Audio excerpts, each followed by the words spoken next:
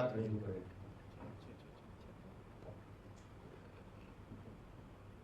જય માતાજી, જય શ્રી કૃષ્ણ.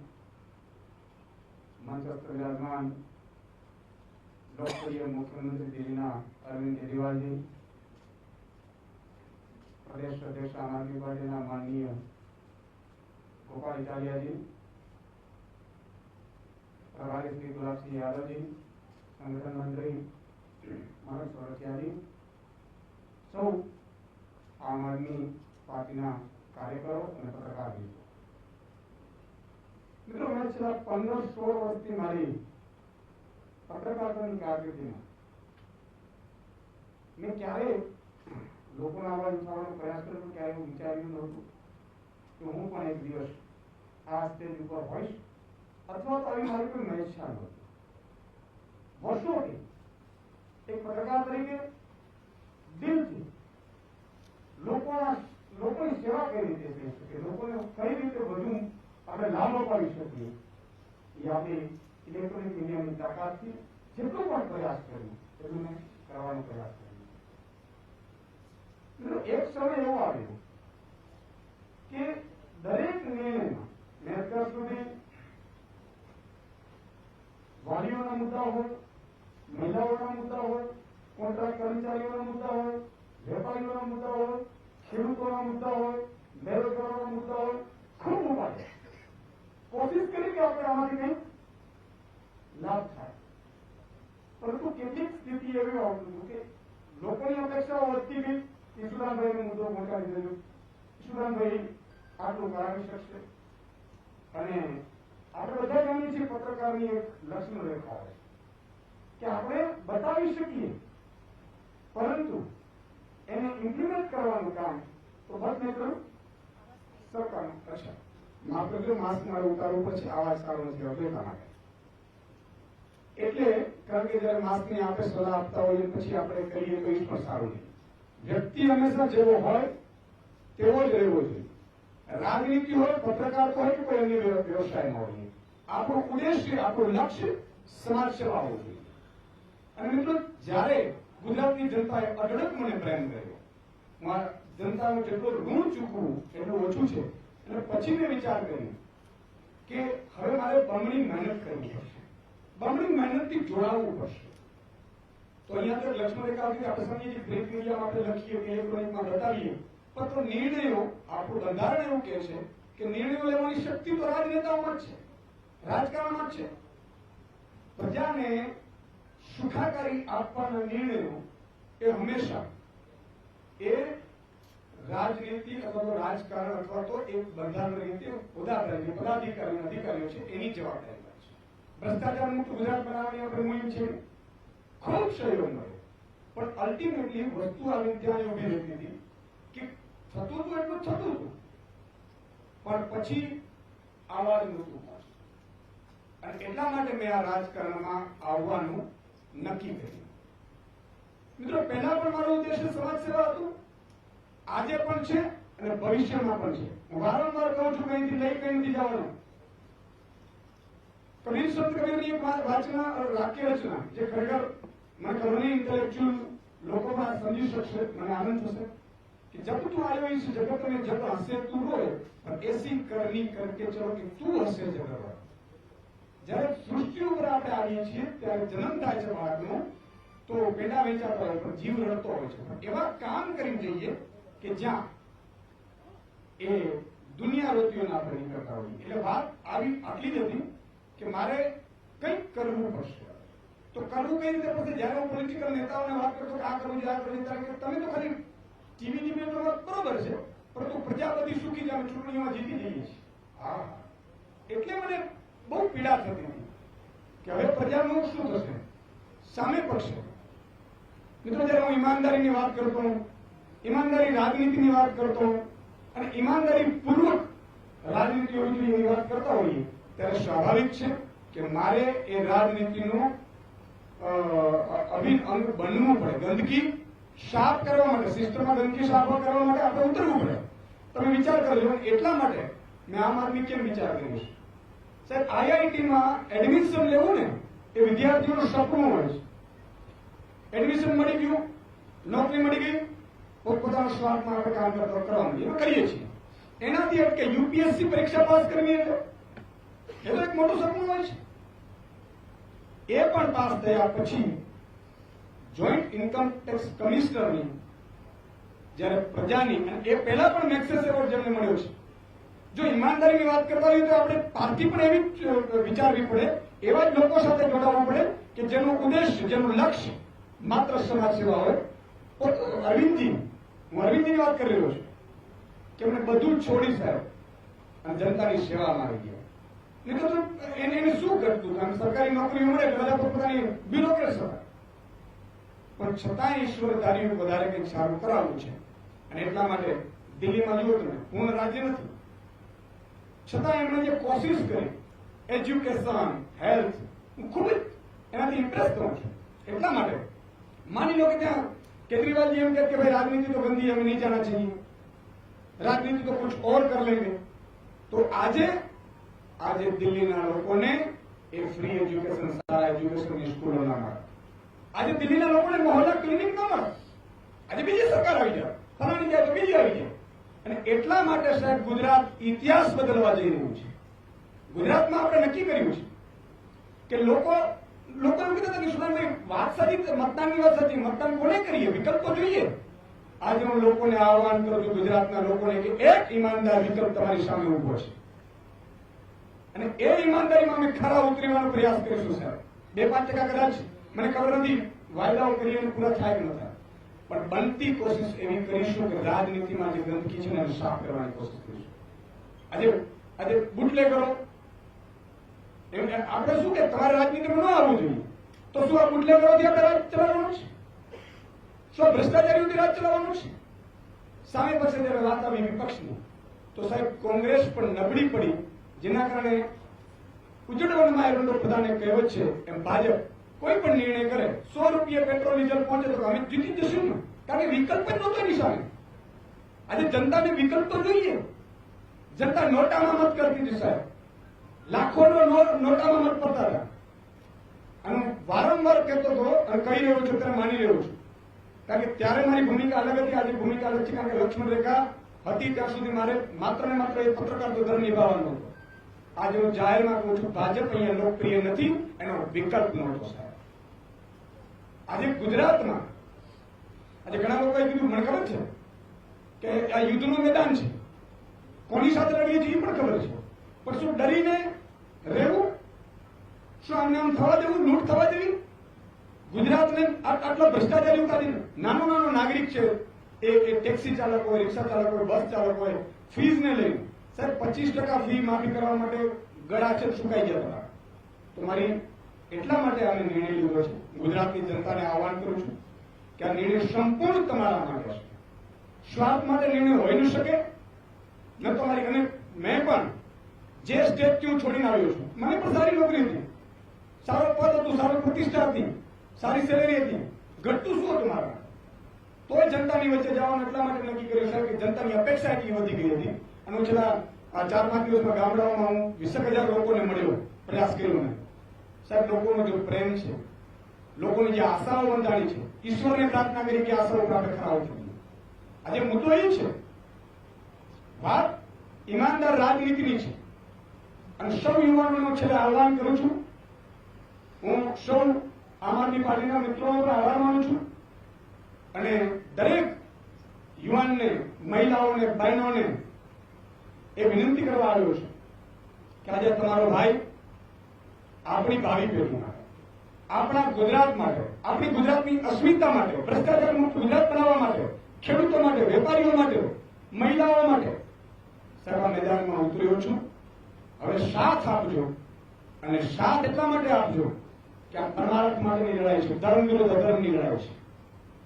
સામે ગમે તેટલા હોય, મહાભારતનું યુદ્ધ થયું તો દુર્યોધનની સાથે ભીષ્મ પિતાથી માંડીને કર્ણથી માંડીને બધા હતા, પણ જીત હંમેશા ધર્મની થાય છે.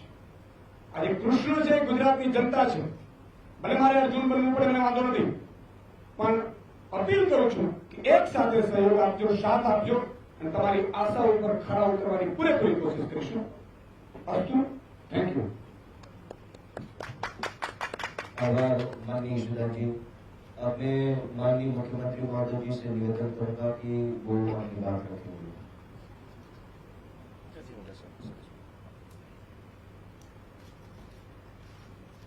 आप सब लोगों को मेरा नमस्कार।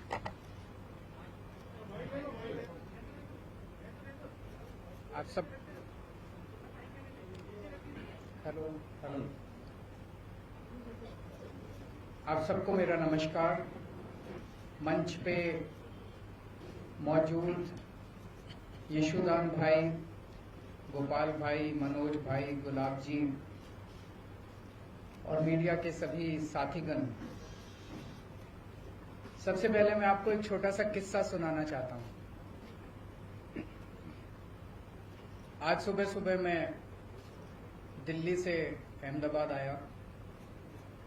अहमदाबाद एयरपोर्ट से जब बाहर निकल रहा था तो एक कर्मचारी ने मुझे रोका। कहता है सर सेल्फी खिंचवानी है आपके साथ। सो उन्होंने सेल्फी खिंचवाई। फिर मुझसे पूछा कैसे आना हुआ। मैंने कहा यशोदान जी आम आदमी पार्टी ज्वाइन कर रहे हैं। कहता है अच्छा। वो कहता है यशोदान तो गुजरात का केजरीवाल है। तो यशोदान जी, गुजरात की जनता आपको बहुत प्यार करती है, आपको हीरो के रूप में देखती है। गुजरात के लोगों ने आजादी के लड़ाई में बहुत अहम भूमिका निभाई।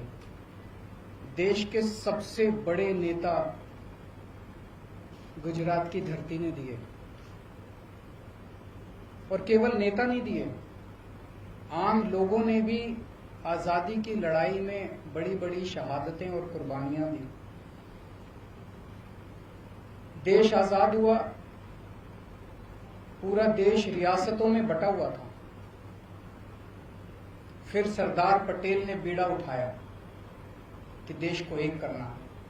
रात दिन 24 घंटे मेहनत करके उन्होंने पूरे देश को इकट्ठा किया। उसके बाद क्या हुआ? पिछले 75 साल अधिकांश कांग्रेस और बीजेपी की सत्ता की कहानी है, और आज गुजरात की जो हालत है वो बीजेपी और कांग्रेस की सरकारों की कारस्तानी है। पिछले 27 साल से गुजरात में एक ही पार्टी की सरकार है, लेकिन पिछले 27 साल इन दोनों पार्टियों के गठजोड़ की कहानी है, दोनों पार्टियों की दोस्ती की कहानी है। कहते हैं, मुझे नहीं पता, आपको तो ज्यादा पता होगा, कि कांग्रेस बीजेपी की जेब में है। जब जब बीजेपी को जरूरत होती है तो माल कांग्रेस सप्लाई करती है। ऐसे कैसे चलेगा? गुजरात की कौन सुध लेगा? आज गुजरात के किसान आत्महत्या कर रहे हैं 75 साल के बाद। गुजरात के सरकारी स्कूलों की बुरी हालत है, गुजरात के सरकारी अस्पतालों की बुरी हालत है। गुजरात के व्यापारी डरे हुए हैं। डरने की क्या जरूरत है? अब तो देश आजाद हो गया, किसी की हिम्मत नहीं है। अभी कुछ साल पहले मेरा एक दौरा लगने वाला था। गुजरात का एक बहुत बड़ा चेंबर ऑफ कॉमर्स है, उन्होंने मुझे इनवाइट किया। ऐन वक्त पे गुजरात के अथॉरिटीज ने उन पे प्रेशर डाल के मेरा दौरा कैंसिल करा दिया। ये क्या बात हुई? गुजरात के व्यापारी डरे हुए, और पिछले 1 साल के अंदर कोरोना काल के दौरान जिस तरह से गुजरात को अनाथ छोड़ दिया गया, ऐसे लगा जैसे गुजरात के लोगों की सुध लेने वाला कोई नहीं है, गुजरात के लोगों का ख्याल रखने वाला कोई नहीं है। ऐसे हालात के अंदर यशोदान गढ़वी जी ने जो निर्णय लिया राजनीति में आने का, मैं यशोदान जी को तहे दिल से बहुत बहुत बधाई देता हूं। उनको क्या जरूरत पड़ी थी? जब किसी का कैरियर खत्म हो जाता है, जब किसी को कोई पूछने वाला नहीं होता, तब अगर कोई छोड़ छाड़ के राजनीति में आए तो समझ में आता है। लेकिन अगर कोई अपनी कैरियर की पीक पे अपने कैरियर को लात मार के राजनीति के अंदर आए तो वो गुजरात की जनता के लिए आ रहा है। पिछले कुछ सालों से यशुदान जी अपने टीवी चैनल के और अपने कार्यक्रम के जरिए एक एक आम गुजराती की आवाज बने हुए थे, उनकी आवाज उठाते थे। लोग उनके साथ अपने आप को रिलेट करते हैं। आज गुजरात का हर व्यक्ति यशुदान जी के साथ रिलेट करता है। लोगों को लगता है कि वो हमारी आवाज उठा रहे हैं, लेकिन सिस्टम के बाहर रह के आवाज उठा के समस्याओं का समाधान करवाने की अपनी एक सीमा है। सिस्टम के बाहर रह के हम नुक्स निकाल सकते हैं, शोर कर सकते हैं, आंदोलन कर सकते हैं, टीवी के ऊपर आवाज उठा सकते हैं, डिबेट कर सकते हैं, न्यूज में दिखा सकते हैं। लेकिन अगर सामने वाली सारी पार्टियां मिली हुई हों और उनको सुनने की जरूरत ही नहीं है, अगर सामने वाली पार्टियां कहे जो करना है कर लो, हमें तो कोई परवाह नहीं है,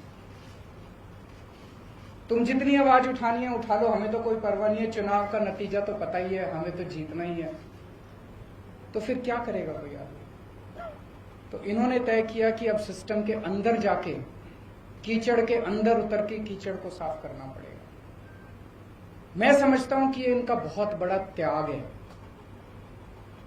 ये छोटी बात नहीं है कि अपने कैरियर के पीक के ऊपर, कैरियर के टॉप के ऊपर जब कोई आदमी बैठा और वो अपनी कैरियर को लात मार के अगर वो राजनीति में आया है, तो मैं समझता हूं कि उन्होंने बहुत बड़ा त्याग किया है। मैं इनको बहुत बहुत बधाई देना चाहता हूं, इनके त्याग को सलाम करता हूं।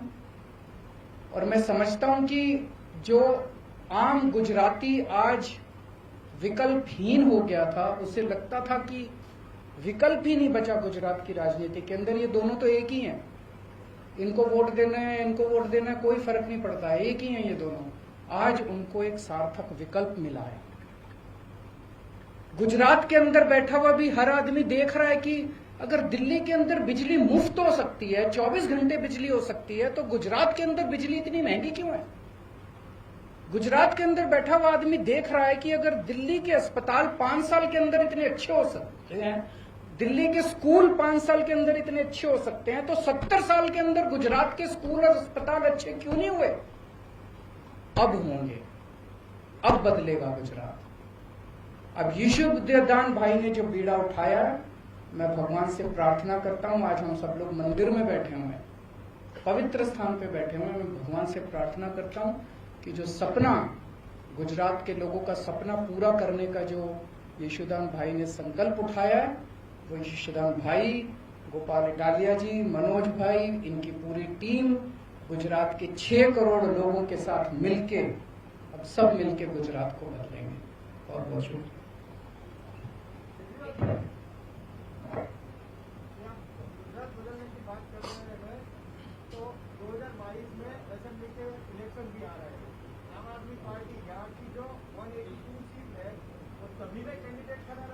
सभी में कैंडिडेट खड़ा करेंगे। क्या रणनीति क्या है? बताएंगे, अभी तो शुरुआत है। आज लोग मुद्दे जनता तय कर रही है। आज युवा बेरोजगार है। क्यों बेरोजगार है?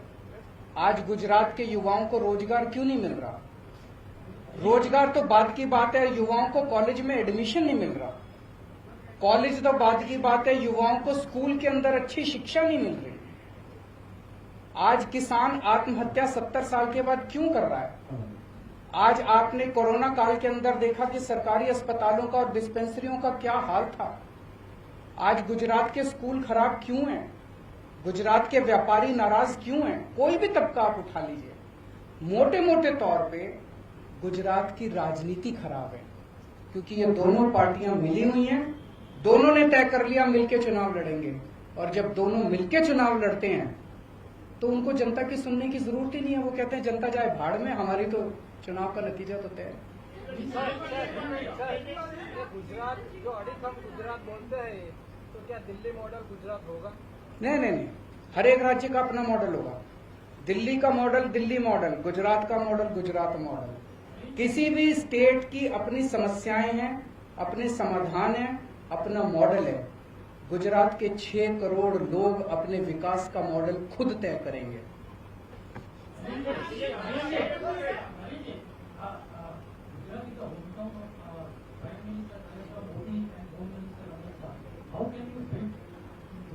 How can you? देखिए, मैं किसी इस वक्त नेता या उसके किसी का खिलाफत करने के लिए यहाँ नहीं आया। मैंने जनता के मुद्दों की बात की है।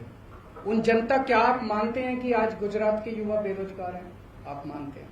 क्या आप मानते हैं कि अस्पतालों को सुधारने की जरूरत है? आप मानते हैं? क्या आप मानते हैं कि किसान आत्महत्या कर रहे हैं? आप मानते हैं? हमारी राजनीति जनता के मुद्दों से जुड़ी हुई